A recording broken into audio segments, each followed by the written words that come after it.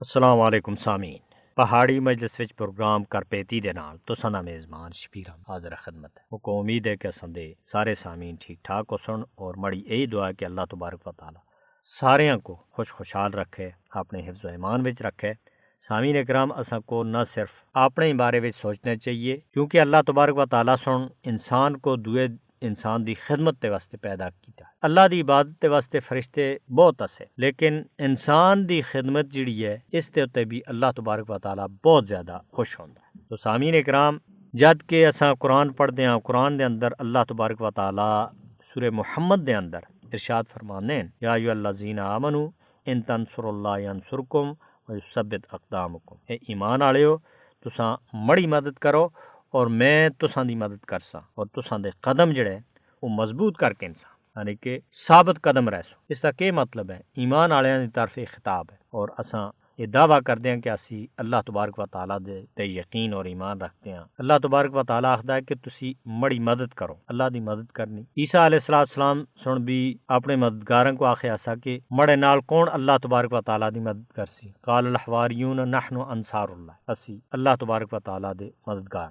تو سامعین اکرام، اس وقت مسلمانوں کو تسی دیکھ رہے ہو پوری دنیا دے اندر اس چیز دا بہت بڑا فقدان ہے کہ صرف اپنے بارے میں سوچ رہے ہیں، دوے مسلمان، دوے انسان، دوے محکوم اور مظلوم بے شک پسے جا رہے ہیں، ان دے حوالے نال کوئی بھی اس طرح دا مؤثر اقدام نہیں کیتا جا رہا جس دی وجہ تے انہاں کو بھی راحت ملے، اس دنیا دے اتے انہاں کو جڑا جینے دا حق ہے وہ مل سکے، اور اس دے نال نال سامعین اکرام آزاد فضان دے اندر وہ بھی ساکھ لے سکن۔ اس وقت 58 ملکن مسلمان اور 58 ملک ہونے کے باوجود فلسطین اور مقبوضہ جموں کشمیر دے لوگ چیخ و پکار کر رہے ہیں کہ اساں دی مدد کد آسی، کون آسی؟ محمد بن قاسم، صلاح الدین ایوبی اور اس طرح دے لوگ اساں دی مدد دے واسطے۔ سامعین اکرام، کسی چیز دی کمی نہیں ہے۔ اللہ تبارک و تعالیٰ سن وسائل دے مالا مال کیتا ہے پوری مسلم امہ کو، لیکن جہاد تھے دور رہنا اور دنیا دے نا محبت کرنا جڑا ہے اس سن مسلمانوں دی اے حالت بنا چھڑی ہے کہ سامعین اکرام وہ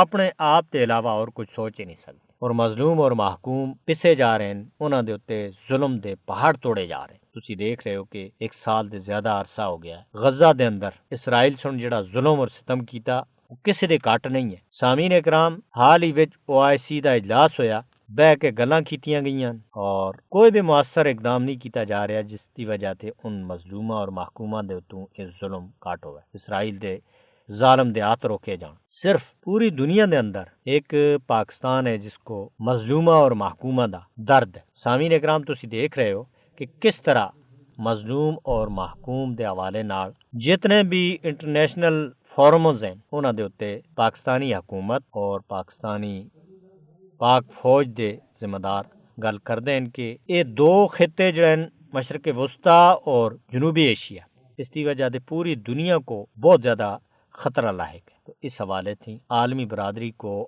اپنا کردار جڑا ہے وہ ادا کرنا ہو سی اور ان ظالمہ اور جابراں تھے مظلومہ اور محکومہ کو انہاں دا حق دوڑنا ہو سی، ورنہ اس خطے دا یعنی کہ جنوبی ایشیا دا بھی اور مشرق وسطیٰ دا بھی امن جڑا ہے وہ اسرائیل اور بھارت کی وجہ دے داؤ دے اتے لگا دا۔